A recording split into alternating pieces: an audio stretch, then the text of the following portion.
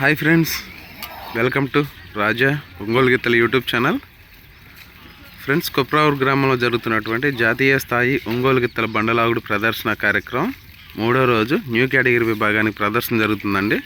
ఈ new category విభాగానికి వచ్చిన గిత్తలు గాదే ఎన్నారెడ్డి గారు, మఠంపల్లి గ్రామం, మఠంపల్లి మండలం, సూర్యాపేట జిల్లా వారి న్యూ కేటగిరీ గిత్తలండి.